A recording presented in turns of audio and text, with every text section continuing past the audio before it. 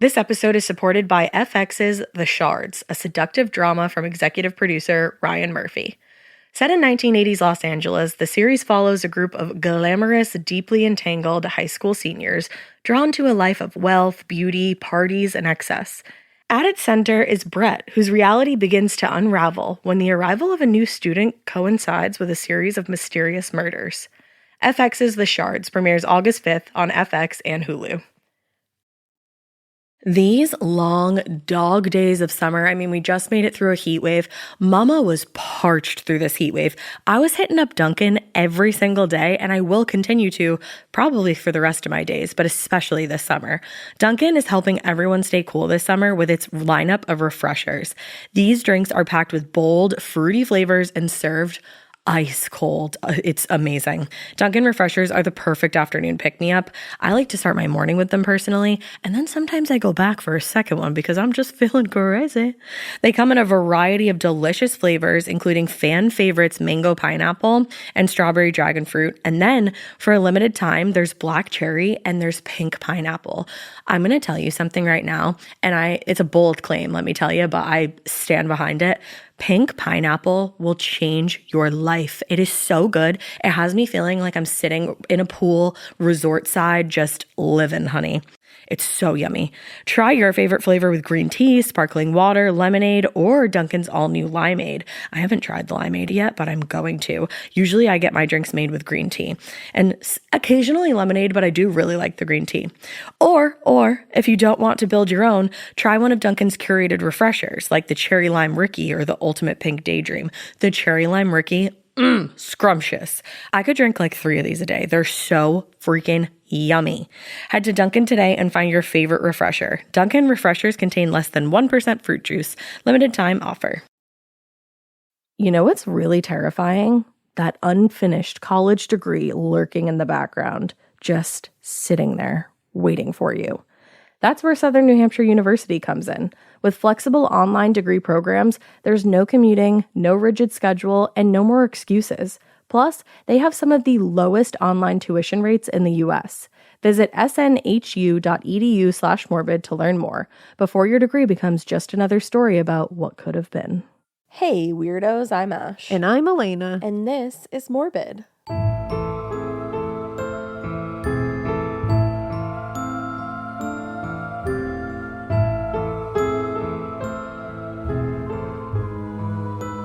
This is Morbid. It's Morbid at 2 o'clock. Yeah, I've had falafel and hummus. I've had falafel and garlic dip. Hell yeah. And I'm having a little Olipop. Oh my God. Having a little sody break. I'm having a little strawberries and cream Dr. Pepper. I hate to admit how good those actually are. They are. They're so good. Yeah. They're not extra, they're not super sweet. They're really not. I like it. No. But yeah, it's been a pretty good day today. It's been such a good day. I'm having a little bit of an afternoon. Not in the world, but in the pod lab. No, not in the world. I don't need to clarify that. But pretty awful right now. But the pod lab day has been solid. It has been. I started the day with a big ass mason jar coffee, so I knew it was going to be a good one. Oh, see, that's smart. I'm crashing a little bit, but that's what the Olipop is for. You're going to ride that Olipop. Gonna ride that. Oh, you know what? I started my day off really well. What did you start your day off doing? So you know how I've been telling you guys, joy. Don't be hard on yourself. Do it small. So I'm not being hard on myself is what I'm saying. And so I was like, I need to start waking up earlier, before the house. I got in a good habit of that and then I fell out of it. And so now I'm like, okay, my problem is I go too hard, too fast. I put too much pressure on myself. So I said, and that's not how you habit stack. That is not how you habit stack. And I've learned this. So I said, okay, for a couple of weeks, get used to waking up early. Don't do anything productive when you wake up early. Get your coffee, sit quietly, do something that's enjoyable. Don't feel like you have to be productive. Just get used to that early morning thing. So I'm in the middle of that and I'm doing well, everybody. Good job. And this morning I said, you don't have to be productive yet. It's not next week. Do this for a week. We restart on Monday. I made my coffee and then I sat down and I said, I should watch something. Yeah. Because no one's awake to be I know. loud. And you actually could have watched something fucking horrifying. I almost did. It's surprising that you didn't actually. Well, here's the funny part. So I go into my my Netflix or Prime and I'm looking through it and I'm like, oh, I'm going to watch a horror movie. Yeah. Because no one's awake. I can do this. That's what I would have expected. So I was going to watch Scream or something. I was just a comfort thing. And then I flipped by and I saw Center Stage. A great pick. The movie Center motherfucking Stage. A wonderful The one with pick. Jamiroquai's Canned Heat. Yes. Yeah. Of That course. That one. I probably haven't seen Center Stage since you were pregnant and we watched it at the apartment. That's the last time I watched it. Yeah, so that and then was before that was when almost- I was in high school. Earlier, I was like, oh my God, I haven't seen that movie in like a few years. I'm like, that's literally 10 years almost. I saw it and it's something deep within it's from 2000. It is a 26-year-old movie. I saw this when it came out. We watched this. Like Debbie will tell you, we watched this constantly. And I saw it and something deep in my soul said, bitch, you watch that right now. See, now I have a question Watch for you. it. I think I know the answer, and I think we vary. Out of these two iconic dance movies, which do you pick? Center Stage or Save the Last Dance? Center Stage. Center Stage. See, Center I vary. Save the Last Dance is my absolute favorite. Save the Last Dance is great. Oh, I'm I might watch taking that like nothing later. away from Maybe that chair routine. I will take nothing away from that. You better not. Nothing. Oh, wow. It's iconic. Wow. I'm like, I can't just move on from that. Maybe I'll wake up early and watch that tomorrow. I'm telling you, it started my day off, right? Because it was the nostalgia that this movie brought me. Like the girl who plays Maureen was in all those movies during that time period. What is her name? I need to find it now because I saw her and I said, oh, you and me. We've been through so much. You and Maureen. Me and Maureen, because she was in 10 Things I Hate About You. Yep. She was in Drive Me Crazy. Remember that banger of a film? Oh my God, crossover with Center Stage and Save the Last Dance, 10 Things I Hate About You. There you go. Check Julia it. Stiles. We got Julia. it. Who is it that plays Maureen? I'm looking it up right now. Susan May Pratt. Ah. Oh, wait. She What was the else is girl she who in? was obsessed with Shakespeare, like in love with Shakespeare in 10 Things I Hate About You. Yep. And then and she's like the bitch in Drive Me Crazy. She's in so many things of that time, and then she just went away. And I read, Yeah. and of course, because I am who I am as a human, as I'm watching this, I was like, what is that lady up to right now? And I looked and I found an article where she was like, yeah, I was in all these things in the early 2000s. I was in like now I'm every not. teen movie. And then nothing happened after that. Damn. And I was like, Susan May. justice for Susan May Pratt is what I say. Because It's she really was tough for iconic. people with 3 first names. Yeah. People with their first names get a bad rap. Also, fun little fact that my hyperfixation journey Tell took me down. everything. She had no ballet experience before Center Wow. Stage. Blew my fucking mind. I know. That's actually And she played the insane. star ballet dancer. Yeah. That's Ballerina. actually nuts. Yeah. So there's that. Zoe Saldana's in that, and she is a goddess. I gotta watch this again. Yeah. I haven't seen this in so long. Guys, I highly recommend watching Center Stage at 5:30 in the morning Check it. with a hot coffee. Let's fucking go, girls. I highly recommend Feeling Blue, watch Center Stage at 5:30 in the morning. She's with been in a hot really coffee. good mood today, folks. I have. It set me right. I love It set it. me right. I may watch Drive Me Crazy tomorrow morning. Drive me crazy. That would be a reckless way to start off your It morning. absolutely would. And Like I'm ready. in the best way. I'm ready. I'm ready for it. I don't think I could watch Save the Last Dance first thing in the morning because I cry. That's not a first. You don't need to cry. No, You not don't first need- thing in the morning. You don't need deep emotions. You need teen nostalgia is what you need. Yeah, I just woke up from a really scary dream this morning. You did. That there was like a robber in your house on the camera. hate that. But then we were also getting dinner with Patricia Atchell from Southern Charm. Which is wild. And I was lost in Miss Pat's house and I couldn't get to anybody. I would get lost in that house. That house is gorgeous. No. That's one of those not my house, but I'd know my way around houses. Yeah, that's honestly, yeah.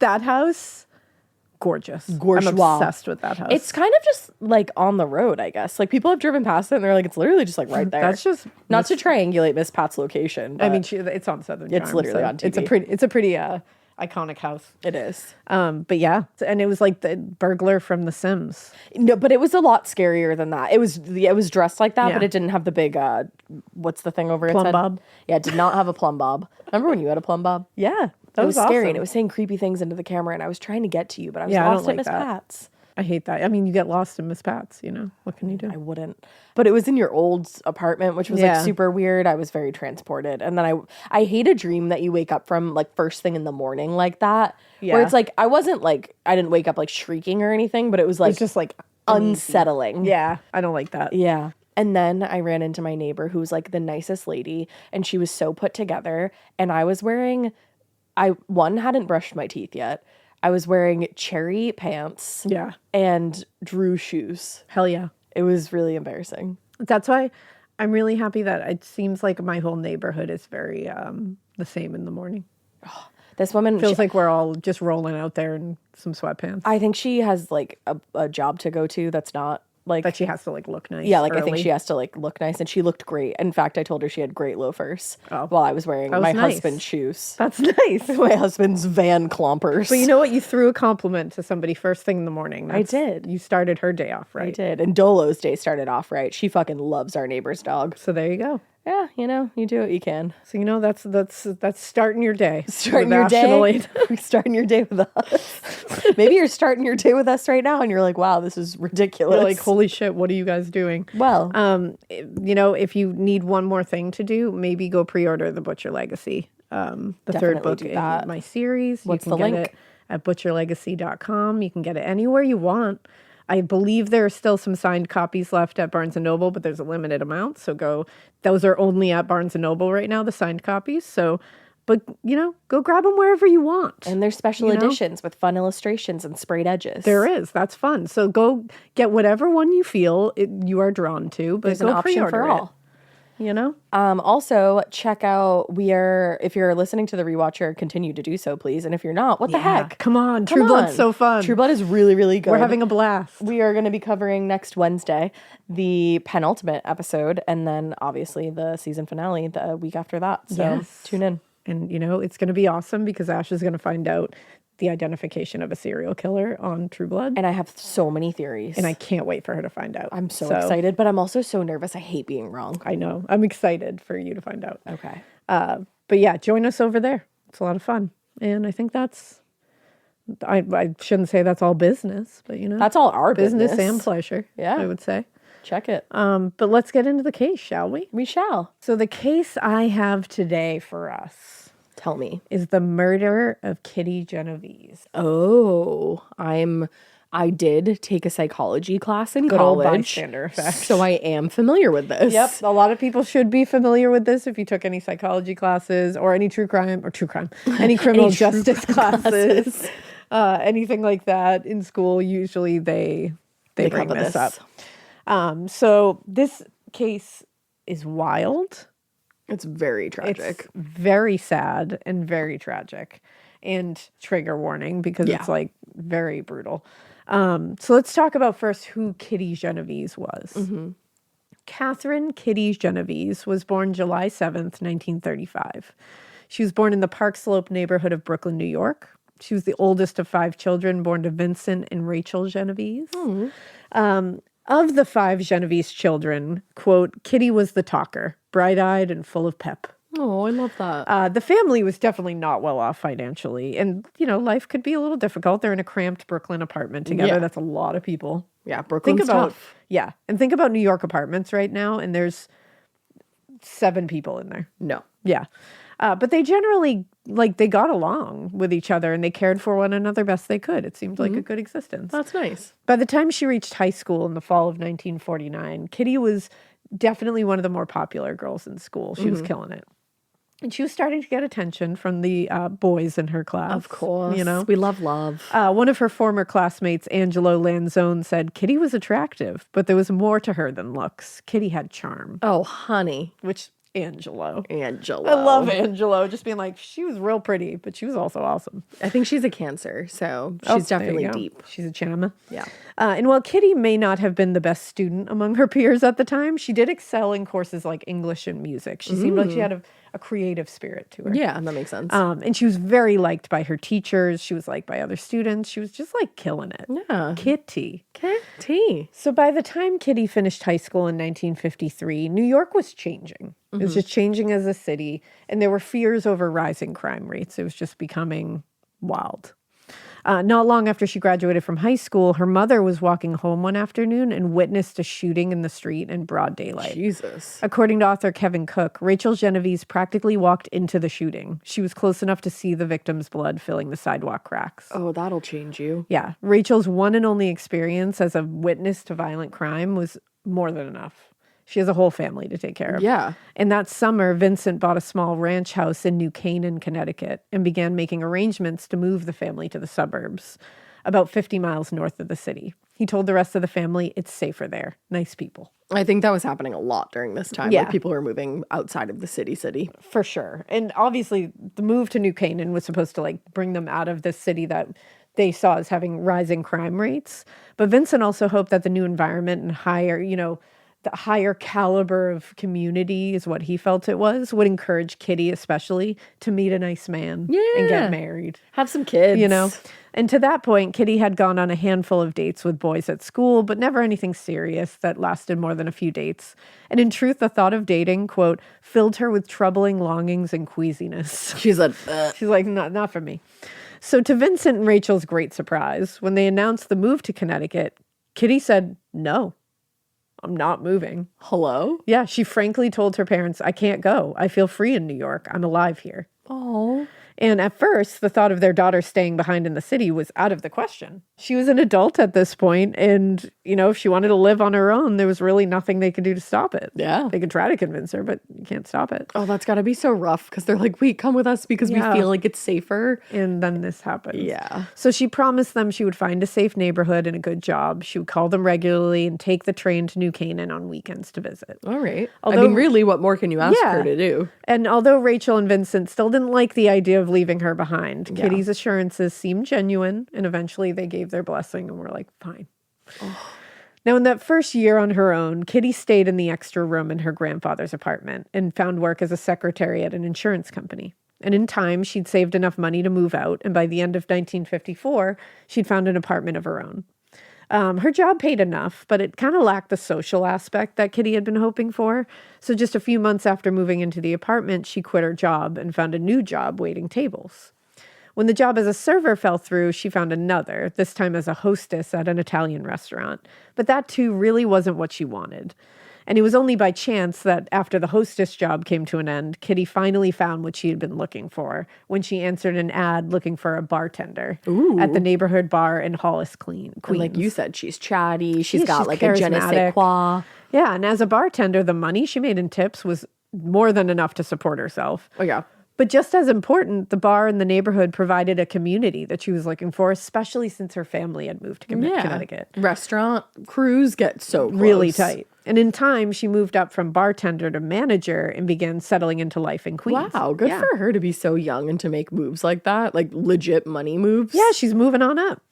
Now, as promised, Kitty kept in regular touch with her parents. She visited as often as she could. She was telling the truth. Yeah. But Rachel and Vincent remained troubled that now in her mid-20s, Kitty still hadn't married or even dated someone seriously. They're just being parents. They're from a different generation. In 1959, to appease her parents, Kitty accepted a date with a man from Connecticut. Seeing how happy it made her parents, she didn't have the heart to tell them she wasn't at all interested in him. So she let the relationship go on, and later that year, they got married. Oh, no. So she really appeased her parents She with that sure one. did. Just 2 months later, though, the marriage was annulled. It Just wasn't going to work. just wasn't going to work. Oh, Kitty. Kitty's, end of her marriage was a serious disappointment to what I didn't mention before is her deeply Catholic parents. You didn't I don't really know even if you have guys to mention got that it. idea. Yeah, I didn't mention it because I thought it was implied, but it was not to be the last embarrassment suffered by Rachel and Vincent Genovese in their eyes. In 1961, less than 2 years after the annulment, Kitty and one of her coworkers at the bar, Dee Guarnieri, were arrested for bookmaking for taking bets on the horse races from patrons at the bar. Damn. She's Bets are living. also a big bar thing. She's living. I remember those football squares. Yeah. Did you ever get the? Oh, yeah. Football squares are huge. Oh, yeah. yeah. And It's a little different, with horses. well, but- and it's like the offense is relatively minor. yeah. Even in the law's eyes. I mean, and it resulted in a $50 fine. I was literally just going to say, is it just a fine? But they both lost their jobs, oh. which sucks. Despite whatever embarrassment Kitty's parents felt that they got from that, she managed to land on her feet, and she quickly found a new job tending bar at Ev's 11th Hour, a neighborhood bar in Hollis, and moved into a motel room a few blocks away. Okay. So a few years later, Kitty's life would again change dramatically, this time for the better. Oh. However, she explained the failed marriage to her parents in 1959. It almost certainly wasn't the truth. Okay. However she had said was happening. The fact was the queasiness that Kitty had always felt when it came to dating and her quote unquote failed marriage was likely due to the fact that she did not have an interest in men. Yeah, I was starting to wonder. Yeah, like a romantic interest in men. Of course, in the late 1950s, early 1960s, coming out as a lesbian would have had serious consequences. And that comes from a deeply Catholic family. Exactly. And it would range from being disowned by her family to being arrested. Yeah. Or involuntarily placed in a mental health facility. Yeah, shit was fucking wild. So Kitty had good reason to keep that to herself. Whether or not she chose to reveal that side of herself to her family, she wasn't entirely closeted. And on occasion, she would visit the underground, gay and lesbian bars in Greenwich Village. So she was at least like exploring that side of her, which good for her. And it was at one of these bars called the Swing Rendezvous, which is a cool Great name for a fucking bar. name.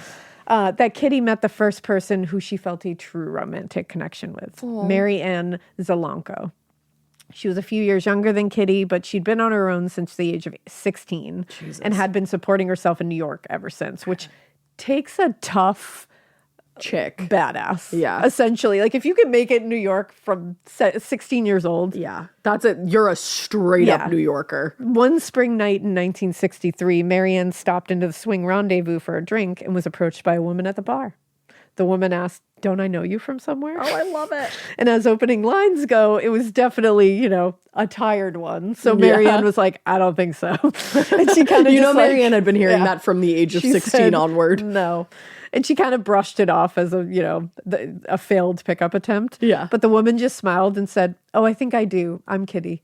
So she wasn't deterred by it. She said, "I will continue with this line." She was Thank you. "I'm not embarrassed." I thought that was great. Get out of here. I love that. So the pickup line might have been a tired one, but Marianne found it pretty hard to resist Kitty's charm and her infectious laugh. Which a lot of people said. She said, "We just hit it off. We meshed. I'm very quiet, and she talked a lot. We both had struggles with our sexuality, but we had a quick bond." A few days later, Marianne returned home one afternoon and found a note from Kitty taped to her door. And it said, "We'll call you at the street corner phone booth at 7, Kitty G." Stop. Kitty G. That night, they made plans to meet at 7 Steps, which was a nearby bar. And from that point on, they were practically inseparable. Love, Kitty and Marianne. love. For weeks, the two would meet at bars or get together at Kitty's motel room around the corner of the bar. And Marianne said, "But that's not real life. Kitty was happy, but it made me nervous. I didn't think it was safe. Who lives in a motel?" Yeah, She's worried. understandable.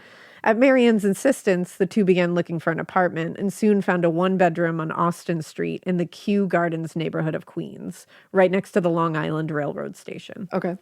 Now, decades later, Marianne would remember that time as, quote, "one of the happiest years of my life." Oh, that breaks which my just heart. ruins me. Because you know what happens. They both worked days, Kitty managing Elle's 11th hour and Marianne tending bar at Club Chris, leaving their nights free to spend together. Nice. When Rachel and Vincent Genovese first visited the apartment, Kitty introduced Marianne as her friend. But after that, the question about her meeting a nice man and getting married came to an end. Well, that's good. And Marianne said, "I think her mother knew." It's nice they stopped asking. And Marianne said she was always very nice to me. All right. Nice. But later, after Kitty's death, their attitude towards Marianne changed. Okay, well, that's really shitty. And Starting rude. at the funeral where they refused to acknowledge her. Oh, I really And don't Marianne like that. said, "I think it was because of our lifestyle." And I no, it really- wasn't because of your lifestyle. Yeah. It was because of really messed up thinking. 100%. It's you don't have to take that blame. No. I don't like when people refer to being gay as a lifestyle. I know. That has been said to me before, and Yeah. it pisses me the fuck Because off. it's like, is being straight a lifestyle? No, because No. a lifestyle is a It's choice. a choice. Exactly. Being gay is not a choice. Like, just I like live- being straight is not really a I choice. love a cozy lifestyle. Yes. That's my choice. Right. I chose that Yeah. lifestyle. Like that's not the same. I just got so triggered I in that know. moment. I remembered like an And exact obviously, instance. Marianne is saying it's because of our lifestyle because that's what, she's And from what I'm this saying- era as well. So that's how she heard it said to her. That's what I'm saying. to Like be that was clear. put on her. Yeah, exactly.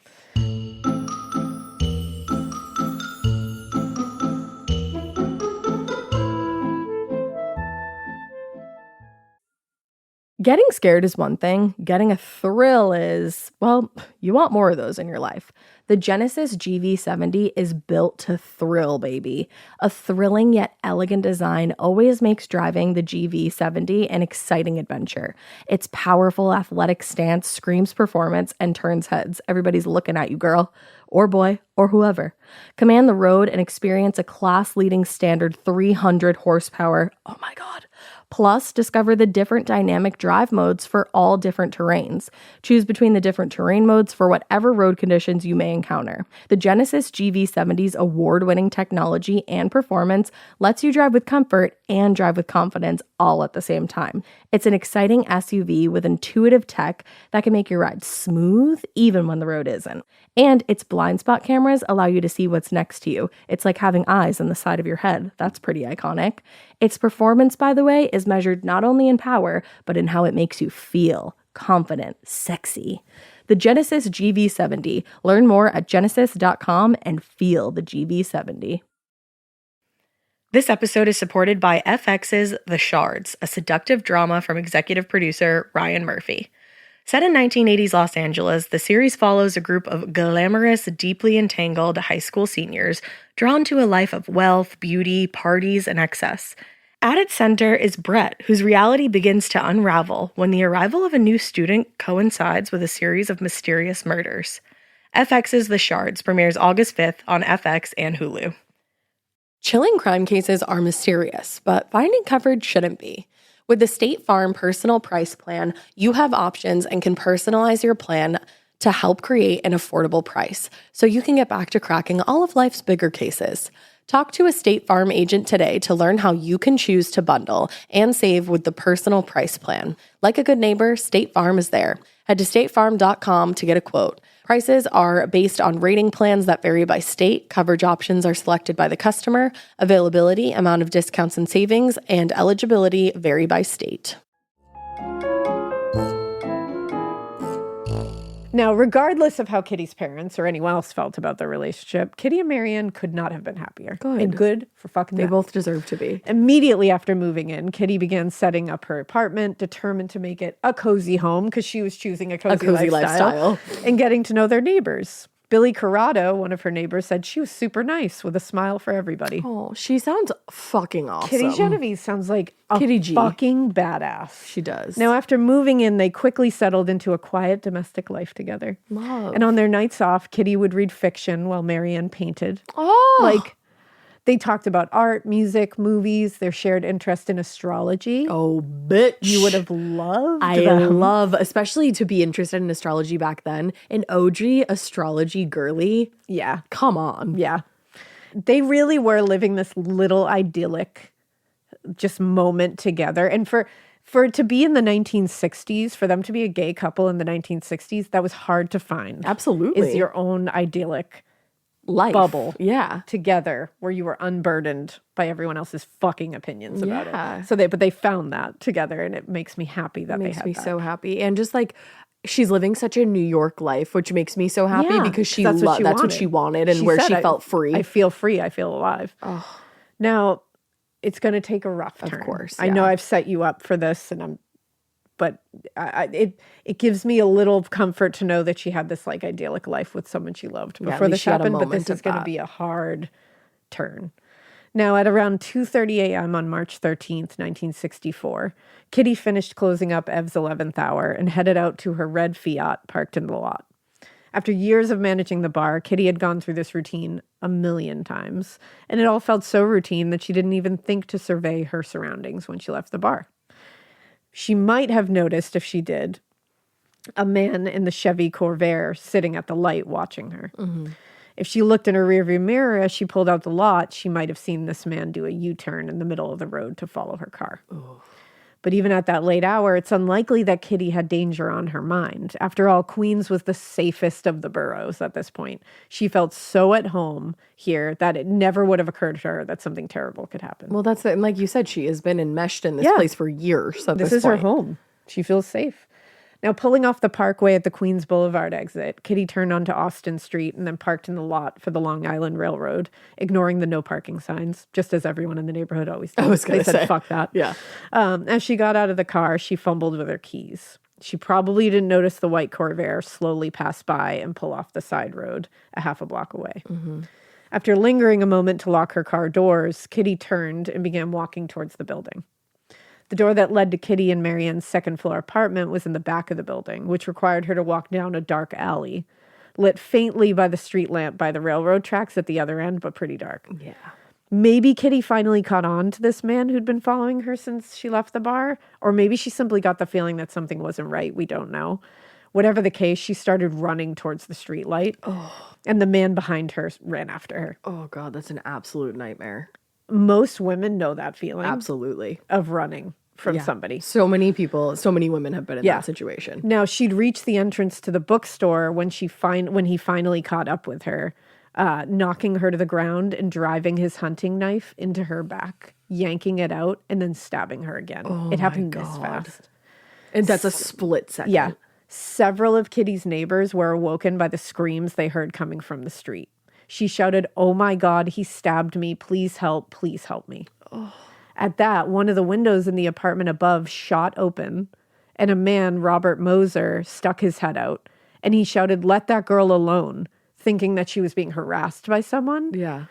The sound of Moser's voice startled Kitty's attacker, who looked up at the man in the window, then shrugged his shoulders and walked down Austin Street towards his car. He was just like, whatever. Oh my God. Now, with her attacker having fled, Kitty struggled to her feet and began making her way towards the back of the building, presumably trying to get inside to safety where she would find help. Yeah. Now that the scene was quiet again, those who had been woken by the screams assumed probably that whatever commotion that was about, it was over. So they turned off the lights and went back to bed. 10 or so minutes later, those few who were still awake and still watching out their windows saw the man in the white car return. 10 minutes He later. came back. So, and it's like, what was he planning to do? Because she could have found her way inside at that point. Like, was he going to break into the apartment looking for her? Who knows? Or was he coming back for somebody else? Well, now his face was covered with a wide-brimmed hat, and the man appeared to be looking for something, searching the area around the bookstore, the parking lot of the train station, and eventually behind the building, where he found what he was looking for. Kitty Genovese was slumped in front of the back door to her building, a locked door preventing her from reaching the safety of her apartment. Oh my God. What happened next occurred out of the view of any neighbor's windows, so the specific details of the attack are unknown. But according to the autopsy performed the following day by Queen's medical examiner William Benson, there were 13 stab wounds scattered over the body, 9 in front and 4 in back, a stab wound in the throat, and several slashes on the right hand. That's unreal. The wounds on the hand were jagged, indicating Kitty had tried to fight off her attacker. But by that time, her injuries would have left her with little energy to do anything. Despite the number and severity of stab wounds, the cause of death was listed as bilateral pneumothorax, meaning the air from a punctured lung had filled her chest and compressed her lungs, causing her to suffocate. That's a horrible way to go. After stabbing Kitty repeatedly, the man sexually assaulted her and robbed her of the $49 she had on her and then fled to his car. Piece of shit. Garbage. Just moments after the attacker fled the scene, her next door neighbor, Sophia Farrar, got a phone call from one of the other residents in the building. The frantic neighbor told Farrar that Kitty had been attacked and was outside by the vestibule. Without hesitating, Sophia dropped the phone and ran down the back stairs. When she reached the door, she found that it wouldn't budge because Kitty was slumped against it. A moment later, Sophia was able to get the door open and found Kitty, quote, in a pool of blood, moaning and gurgling and barely conscious. Sophia shouted for someone to call an ambulance, then held the gravely wounded Kitty in her arms, whispering to her that help was on the way. I'm so glad she wasn't alone throughout all of that, but she was alone through so much of that. It's true. And in a 2016 interview, Farrar said, "I only hope that she knew it was me, that she wasn't alone." Yeah. What I'm sure happened she next remains pretty unclear, with some details kind of like lost through time. And others, because one thing that you should know about this is that the myths and untruths surrounding this case are aplenty. Yeah, it's heavily debated. it's very difficult to ascertain fact from fiction and what's been told through a game of telephone for a long time. Now, several people in the building called the police at various points during the attack. But because no one could tell what exactly was happening, they couldn't adequately convey the emergency. In the most charitable interpretation, it appears the police dispatcher, there was no 911 system at the time, which is wild to think about, bonkers, was under the impression that Kitty had been beaten up or robbed. So the report wasn't given the highest priority. Right. Which, whoa. By the time the real nature of the attack had been reported, nearly 40 minutes had passed, and it would be another half hour before the ambulance arrived at 4:15 a.m. By then, it was too late. Kitty had died from her injuries on the way to the hospital. Now, a short time after Kitty was taken away by ambulance, Marianne heard a pounding at the door. She said, "It woke me up, and I was scared. Who comes knocking at 4 a.m? So she cautiously opens it to find a police officer on the other side. It's your worst nightmare. The officer explained that Kitty had been attacked and was on her way to the hospital. She had lost a lot of blood, and it didn't look like she was going to survive. Marianne said, "I went numb." As they stood there in the doorway, another officer approached and informed them that Kitty was dead.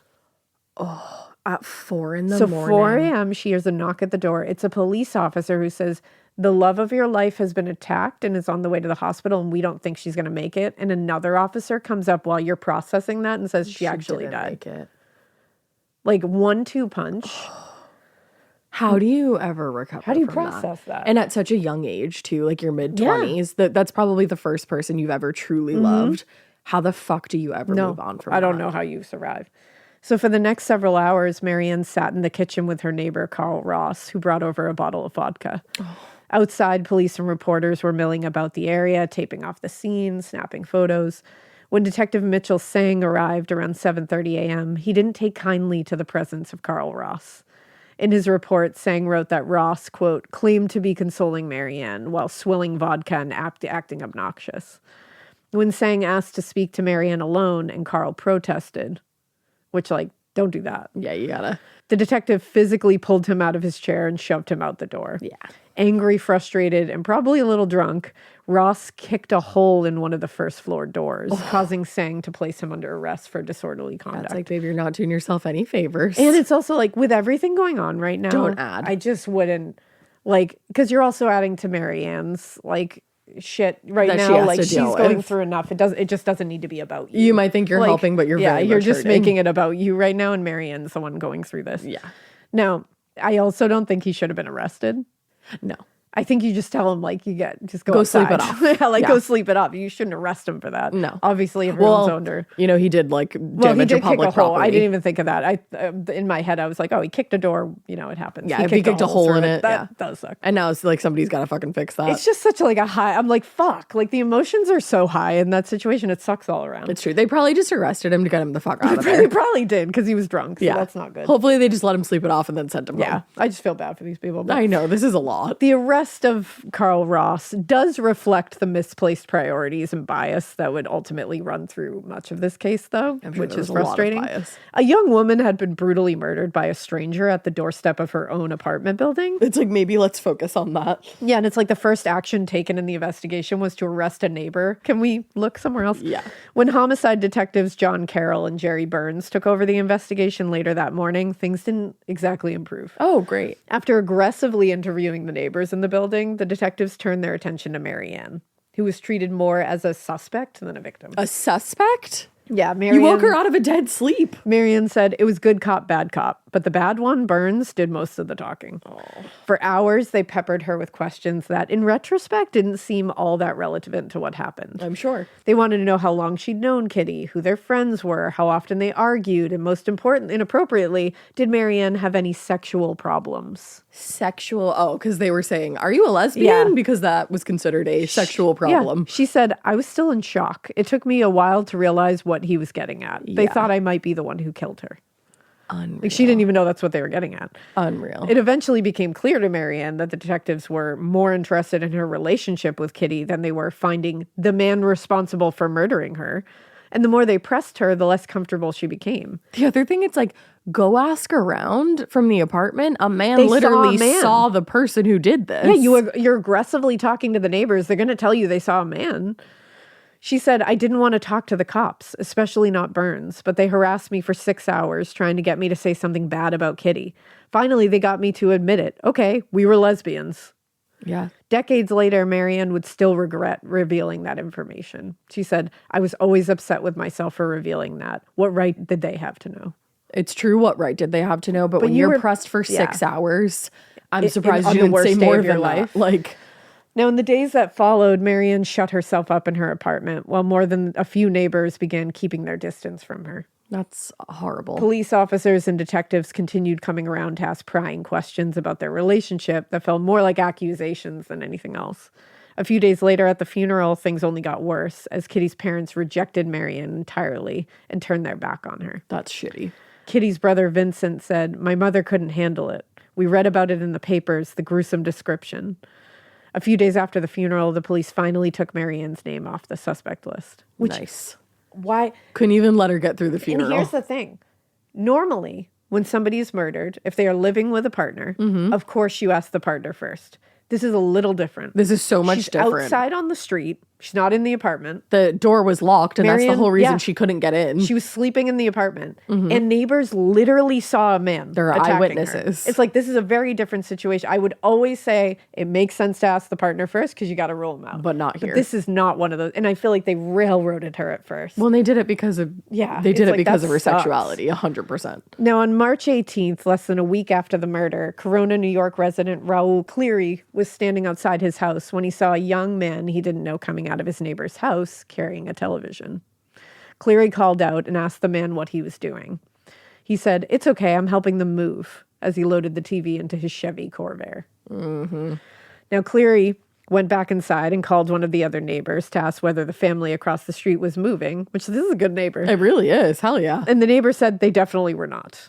Then hung up and called the police. Not wanting the man to get away before the police arrived, Raul waited until the man was back inside the house. Then he went out to the Chevy, lifted the hood, and removed the distributor cap, ducking back into his apartment before the man returned. King shit is not even the That's description. iconic. That's next level. That's a neighbor that you want to like take care of your shit while you're away. Yeah, because he's not, all he's doing is making it so that car won't run. He's not breaking it. He just removed a cap That he can put back when he needs to. put back if you are proven to not be a robber.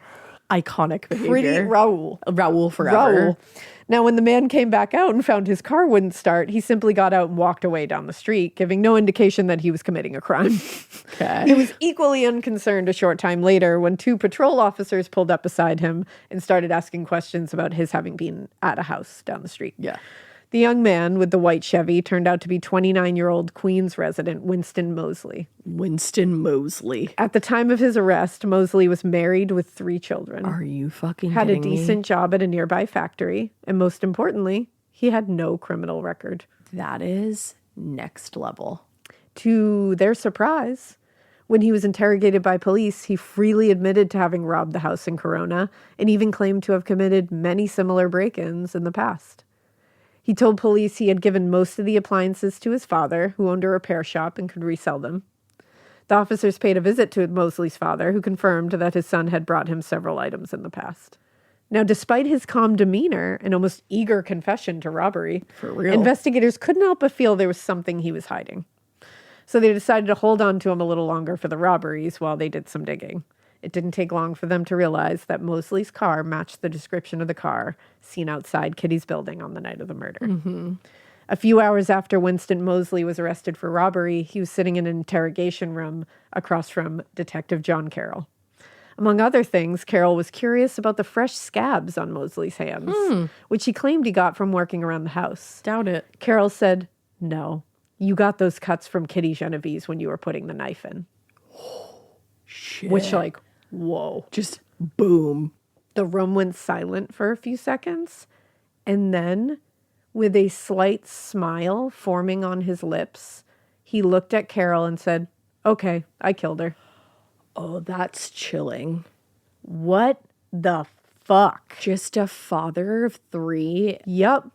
in that interrogation room cheesing about the fact that he murdered a young woman. And this detective is like, "No, you got those cuts when you put the knife in her he's body." like, and he's like, "Okay, "Yeah, I did kill her." You're right. What the fuck? That's a moment that probably never left Detective Carroll. Can Truly. you fucking imagine? Because you're looking at evil. That's like like- you are looking at pure evil. That's like we always say, like one of those things you see in a movie and you're like, all right. Yeah. And it's like, that's But real. it happens. That really happened. Ew. For the rest of the night, Winston Moseley continued giving his confession to detectives, not sparing any gruesome detail. That's such a Weasley ass Even name. as he ate his dinner. He shouldn't have been given a dinner. He told them about how he'd spotted her when she was getting into her car, how he'd followed her home and stabbed her, and how he came back after being run off the first time. He even told them about how he'd stolen her wallet and kept the money, throwing the rest of the billfold into the weeds as he was on his way to work the next morning. Moseley also claimed that as he was driving home after killing Kitty, he spotted a man sleeping in his car by the side of the road. He approached the car and tapped on the driver's side window with the bloody knife. Startling the driver awake, Moseley said, "Listen, mister, you shouldn't be sleeping like that. The carbon monoxide builds up, or somebody could come along and do something bad to you." Jesus Christ. The man thanked him for the warning, then drove off. I'm sure. That man's probably like, "What?" Yeah. And to tap on the window with the bloody knife, to say that you're a psychopath. No, he absolutely is. To the detectives, the whole story seemed fucking bizarre. And Moseley was so forthcoming that they wondered whether he was even telling the truth. They were like, is this real? Like, you're Right. just... But he had no reason to lie. And he seemed to know too much about the murder to be a false confession. So there was little doubt that Winston Moseley had killed Kitty Genovese. But that wasn't all. After he'd finished confessing to the robberies around Queens and the murder of Kitty Genovese, he also confessed to murdering 24-year-old Annie Mae Johnson a week earlier. The details of that one are remarkably similar to those of Kitty's murder. When they asked why he'd done it, the best explanation Winston could come up with was that he gave in to urges to kill and rape. Well, Put him away. Yeah, forever. Bye. Bye.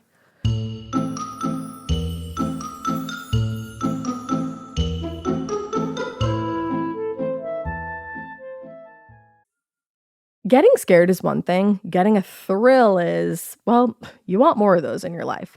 The Genesis GV70 is built to thrill, baby. A thrilling yet elegant design always makes driving the GV70 an exciting adventure. Its powerful athletic stance screams performance and turns heads. Everybody's looking at you, girl, or boy, or whoever. Command the road and experience a class-leading standard 300 horsepower. Oh my God. Plus, discover the different dynamic drive modes for all different terrains. Choose between the different terrain modes for whatever road conditions you may encounter. The Genesis GV70's award-winning technology and performance lets you drive with comfort and drive with confidence all at the same time. It's an exciting SUV with intuitive tech that can make your ride smooth even when the road isn't. And its blind spot cameras allow you to see what's next to you. It's like having eyes on the side of your head. That's pretty iconic. Its performance, by the way, is measured not only in power, but in how it makes you feel confident, sexy. The Genesis GV70. Learn more at genesis.com and feel the GV70.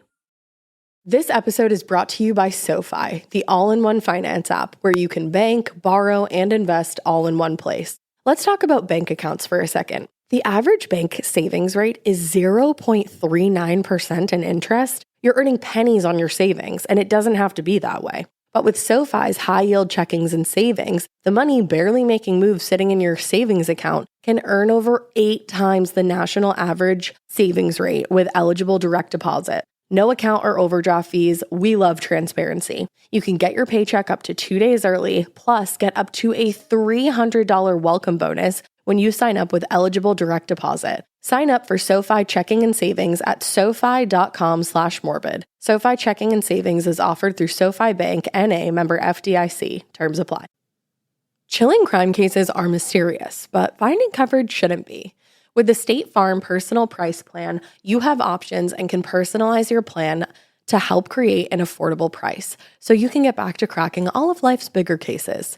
Talk to a State Farm agent today to learn how you can choose to bundle and save with the Personal Price Plan. Like a good neighbor, State Farm is there. Head to statefarm.com to get a quote. Prices are based on rating plans that vary by state. Coverage options are selected by the customer. Availability, amount of discounts and savings, and eligibility vary by state.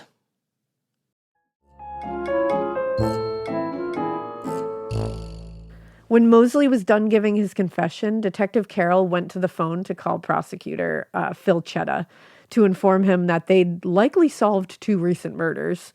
Chetta listened to Carroll's story, but after he heard the details of the Johnson murder, he stopped the detectives and explained that Moseley was wrong. He claimed he'd shot Annie Mae Johnson when in fact she had been stabbed to death. Oh, so he's just trying to get credit for a murder? Well, when Carroll confronted Moseley with the discrepancy, Winston looked unsurprised. Then in the same flat tone he'd had all night, he simply said, "I shot her." So it's like, what the fuck are you talking about now? This is wild. So when the autopsy was initially conducted on Annie Mae Johnson, the coroner had to contend with the fact that she had been badly burned across large parts of her body, which obscured some of her injuries. After having the body exhumed and x-rayed, the coroner discovered that indeed his original cause of death had been wrong. The x-rays clearly showed 6 .22 caliber bullets in Johnson's body. Holy shit. When he had originally conducted the autopsy, the entrance wounds had been so small that he'd mistaken them for puncture wounds caused by something like an ice pick. Thus, he had listed it as stabbing. Oh. This new revelation proved that not only had Winston Moseley killed Kitty Genovese, he had absolutely killed Annie Mae Johnson. Wow. The fact that they said, "No, you were wrong," like you told it, and he just said, "No, "I shot her." Like he's like, "Go ahead, figure it out." Wow. Like what? Oh. Now, the murder of Kitty Genovese was a tragic event that scarred the neighborhood that it happened in. Of course. But from an objective position, there was little about it that was like outrageously like out of the ordinary for like a horrible crime. Unfortunately. You know what I mean? Yeah. Like it was horrible, but it was like a horrible crime. And had it not been for the news coverage that followed, it likely probably would have been one of those that we found and we're like, why didn't we know about this? You know what I mean? Like it would have got like totally obscured in other things. Right. In fact, in the week that followed Kitty's death, the murder made the paper a handful of times, reporting basic facts. Then came Martin Gansberg's now notorious New York Times article that changed the narrative entirely. Published on March 27th, 1964, Gansberg's article, 37 who saw murder didn't call the police, ignored 37. most of the facts of Kitty's murder and instead focused on a misunderstanding of the reactions from her neighbors. Yeah. He wrote, for more than half an hour, 38 respectable, law-abiding citizens in Queens watched a killer stalk and stab a woman in 3 separate attacks in Kew Gardens. According to him, Kitty's neighbors not only heard her cries for help, but actively ignored them, knowing that she was being violently assaulted. He said, if we had been called when he first attacked, the woman might not be dead now. He had quoted a police chief as saying that. It seems unlikely that Martin Ginsberg was acting like in bad faith when he wrote the article. Instead, the article was assigned to him by an editor, Abe Rosenthal, who had been fed the misinformation by New York City Police Commissioner Michael Murphy. What? So this is not like one guy who just made It's a game shit of up telephone. it's a game of telephone, but it was misinformation that was given. Yeah. And then spewed out to Right. everybody. I remember, like, because when you go over it, they're like, it's not real. The It's bystander, not. like they're trying to Exactly. say the bystander effect is not real. Exactly. Now, in reality, no one saw Kitty getting attacked the second time. Right, because they wouldn't have been able to. She's in the vestibule. alley. At most, people heard her cries for help, and when they went to see what was going on, she had already moved behind the building and couldn't be seen. As for no one calling the police, that was also untrue. Several people called the police that night, but not knowing exactly what was happening, the reports were marked low priority, and police didn't respond as they would have if they knew she was being actively murdered. Now, regardless of the facts, the story seemed to speak to the people of New York, many of who, like Kitty's parents, were concerned about the changing composition of the neighborhoods and what they thought was rising crime rates. Journalist Joe Sexton wrote, the killing of Kitty Genovese was first a tragedy, then a symbol, then a bit of a durable urban mythology. That is to say, the story, as the New York Times presented it, confirmed what a lot of people already believed, that crime rates were skyrocketing and it was becoming unsafe to live in these neighborhoods. Yeah. And that all of this stuff resulted in an extreme form of apathy. Right. That they were really making people feel like What the people fuck is are going on becoming here? apathetic as a whole. And it prevented them from even doing anything to intervene for this poor woman. Right. Now, to the editor, Abe Rosenthal, The story had very little to do with Kitty at all and was, in fact, all about the state of American society in the mid-1960s. He wrote in 1999, I was interested only in the manner of her dying. That is the power of the Genovese matter. It talks to us not about her, a subject that was barely of fleeting interest to us, but about ourselves, a subject never out of our minds. That's a real thing that was said. I literally, did you just see me like... Ash actively like backed up in her seat.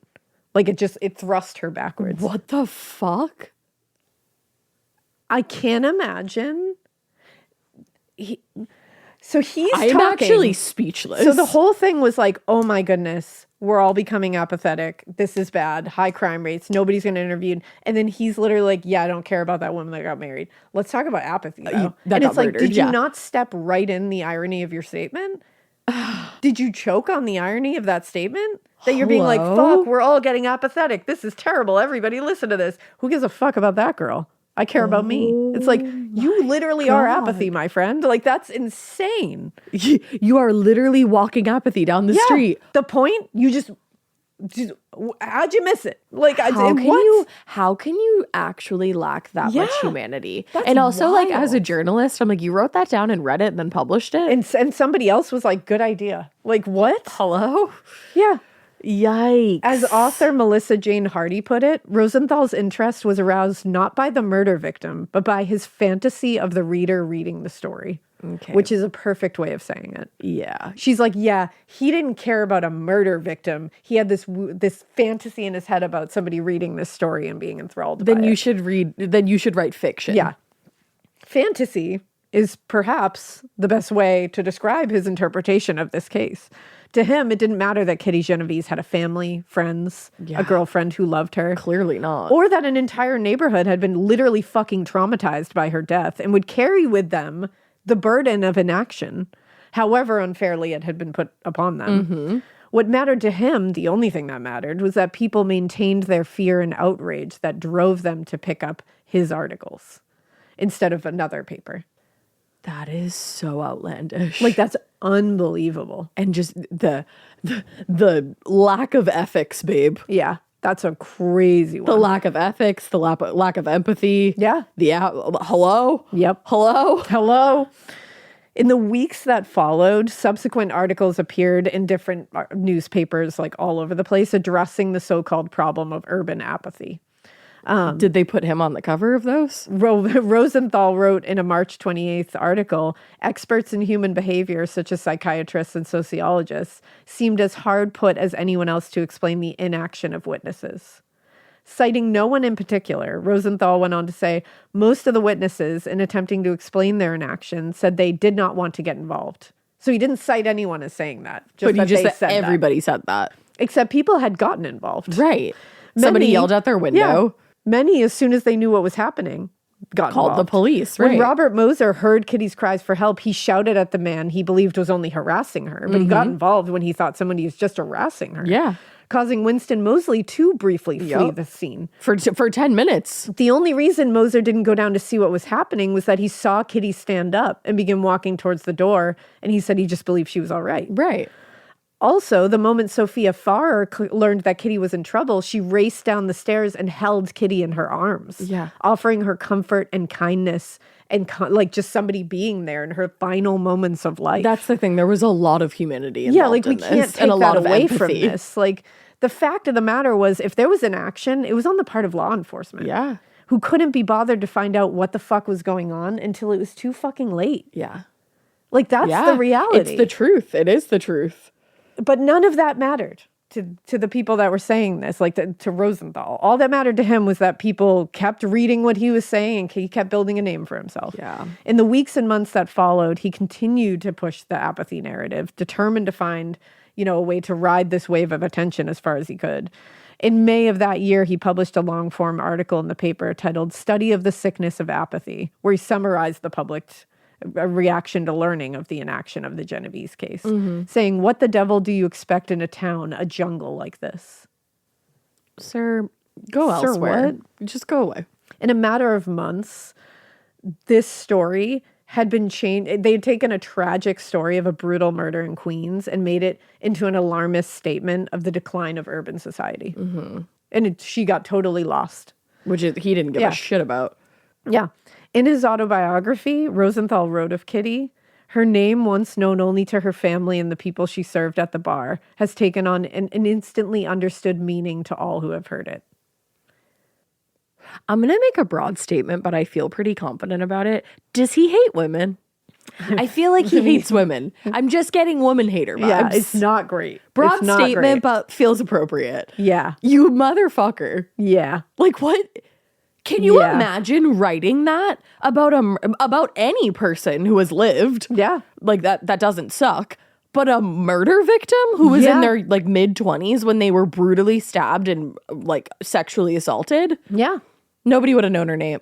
Nobody would have known your fucking name if you didn't insert your dumb self into this. Well, and it's like, this all just fit their worldview. That, like, Man, it didn't matter if it was true or not. This fit the worldview that they had of what was going on. And so they just accepted it. And anyone else who had that worldview also accepted this as like, yep, confirmation of what I've been saying. That's just a fucking crazy And for thing to anyone write else, down. they simply just accepted what they heard in passing. Life in the city had become so hard and so bad that people were even too afraid to intervene to save the life of a young woman being attacked in front of them on the street. That was the message. For decades, that was the story of Kitty Genovese. Not one of a young woman cut down in the prime of her fucking life, but one of urban apathy and cowardice. And it would remain that way until someone finally decided to ask some more probing questions and say, wait a minute. How could this have possibly happened? Now, following his arrest and arraignment, Winston Moseley was briefly held in a psychiatric hospital where he was evaluated and deemed to be sane. Wow, that's even scarier. Worse. In June 1964, Moseley went on trial for the murder of Kitty Genovese, where he pleaded not guilty by reason of insanity. I was like, you were found literally sane. deemed sane. By that point, he had been charged with Annie Mae Johnson's murder the month before Kitty's death, and the murder of 15-year-old Barbara Kralik in Queens the previous July. This guy is a fucking crazy person. Which I want to go back and try to look further into those two cases, so we'll touch upon that again. As evidence of his insanity, Moseley's lawyer cited his client's willingness to confess to the crimes, despite the lack of evidence that conclusively tied him to the murders. It's a wild, weird thing to do, but it's not insane. But it's not insane. Regardless of his explanation and admittedly bizarre behavior, less than a week after the trial began, he was found guilty of murder and sentenced to death. But that was eventually commuted to life in prison. 4 years later, he broke away from a prison guard in Buffalo, New York, and escaped from jail briefly before being recaptured and returned to the Clinton Correctional Facility in Dannemora, New York. Phew. In the years that followed, he appealed his case and repeatedly petitioned for parole, but was denied each time. During his final hearing for parole in 2015, Holy shit, what? the parole board declined his petition, writing, "You still minimize the gravity of your behavior and did not exhibit much insight." And for that reason, they believed he was not fit for release. That many years later, they still said you're not showing any He was remorse. 80 years old and still not showing remorse. That's next level. The following year, he died of natural causes at age 81. Rest in distress. Winston Moseley's death probably would have gone unnoticed had it not coincided with the release of The Witness, a documentary by filmmaker James Solomon and Kitty's brother Bill. Oh, okay. After spending decades watching his sister's life and tragic death be exploited for the sake of a cynical social critique, like brought up in psychology classes as Bill Genovese decided it was time to correct the record once and for all. He said, there was a lot of things we discovered of the 11 years of research that he and Solomon had done for the film. He said, but basically the most fundamental thing was that the 38 eyewitness story and 3 attacks was not true, which is wild. That's got to just shatter your fucking brain, especially as somebody related to the case. Well, and this poor family, her poor family and friends and Marianne were told that 38 of her neighbors Didn't watched give a this shit. happen and didn't give a shit about her. Yeah. Like that would have been maddening. I can't imagine that. And that also is going to change your view on society and the way that you course. interact with it society. It probably shaped a lot of it. Now, most important to Genovese was learning that contrary to popular belief, his sister hadn't been callously ignored that night. And in fact, there was someone with her in the final moments of her life. And it's like that could have provided that family so much Relief. comfort had they known that. And he said that. Bill said that. He said that was enormous. It was such a relief. Of course it was.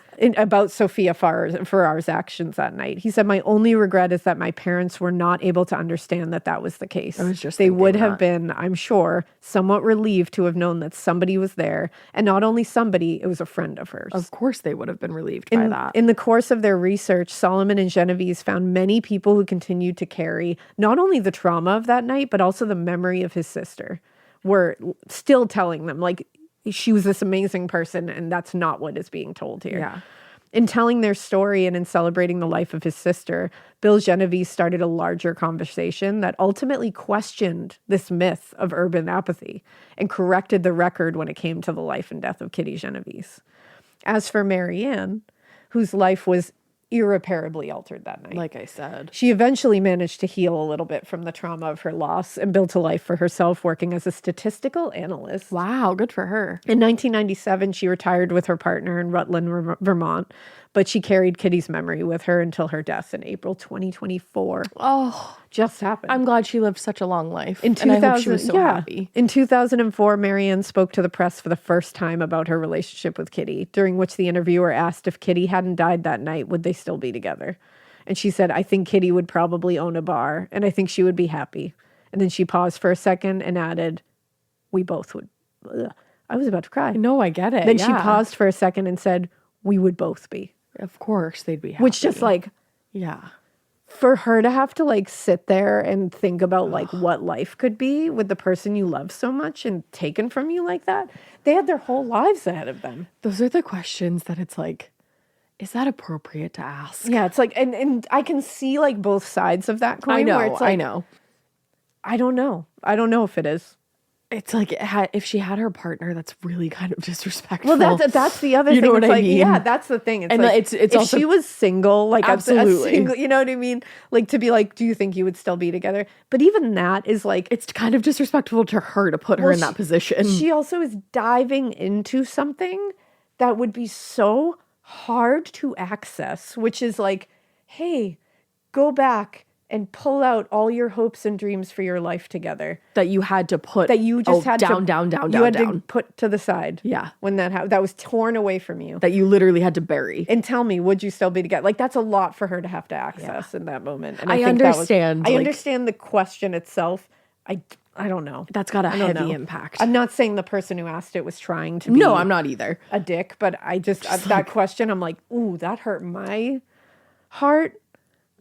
And I just don't think, I don't know. It just doesn't feel like something I don't need to know that. It's not my business. It's her. It's her feeling. I just think that sometimes people can be a lot more tactful with the way they interview. For sure. You know, and that's a great example of it. I Yeah. don't think the intent was bad, but I'm just like, Yeah. maybe Sometimes scratch that intent one. is not the bad thing. It's just the outcome. execution of Yeah, it yeah.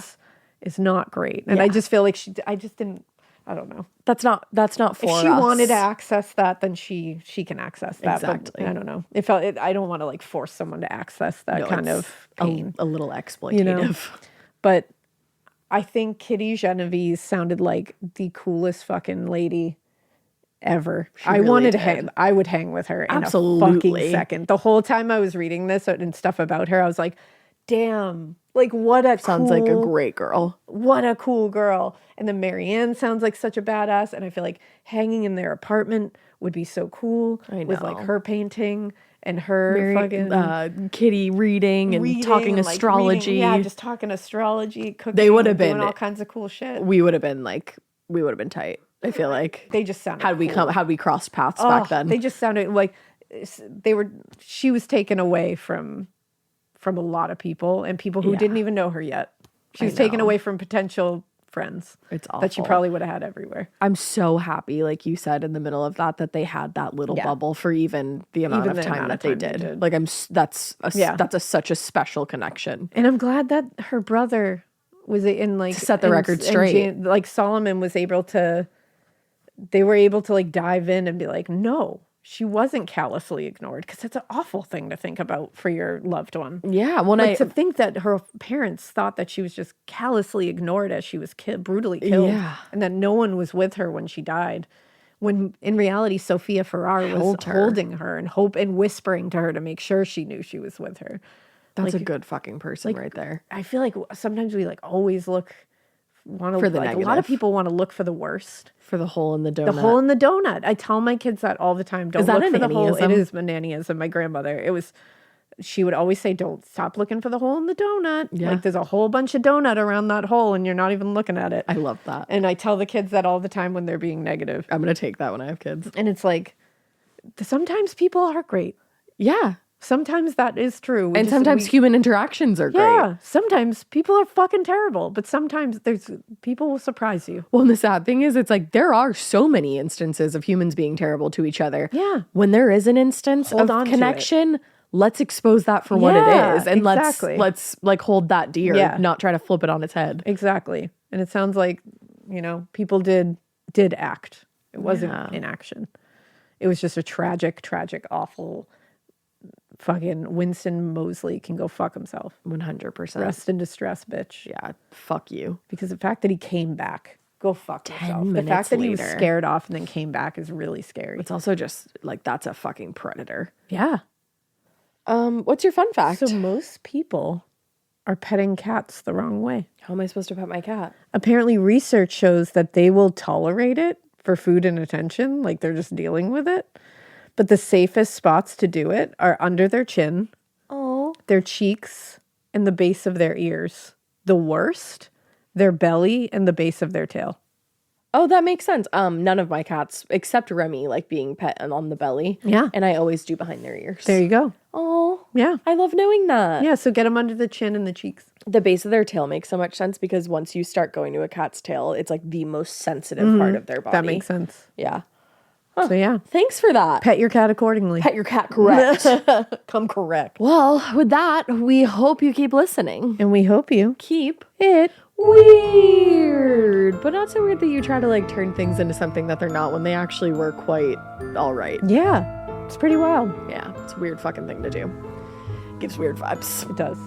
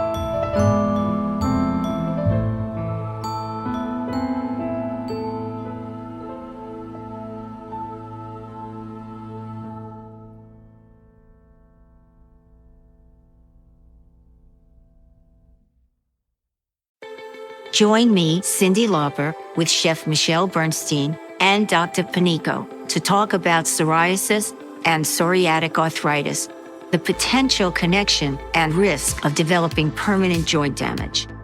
Cosentyx secukinumab is prescribed for adults with moderate to severe plaque psoriasis 300 milligram dose and adults with active psoriatic arthritis 150 milligram dose. Don't use if you're allergic to Cosentyx. Before starting, get checked for tuberculosis. An increased risk of infections and lowered ability to fight them may occur, like tuberculosis or other serious bacterial, fungal, or viral infections. Some are fatal. Tell your doctor if you have an infection or symptoms like fevers, sweats, chills, muscle aches, or cough, had a vaccine or plan to, or if inflammatory bowel disease symptoms develop or worsen. Serious allergic reactions and severe eczema-like skin reactions may occur. Learn more at 1-844-COSENTYX or Cosentix.com/Cindy. Hi, I'm Angie Hicks, co-founder of Angie. From roof repair to emergency plumbing and more, when you use Angie for your home projects, you know all your jobs will be done well. Angie, the one you trust to find the ones you trust. Find a pro for your project at Angie.com.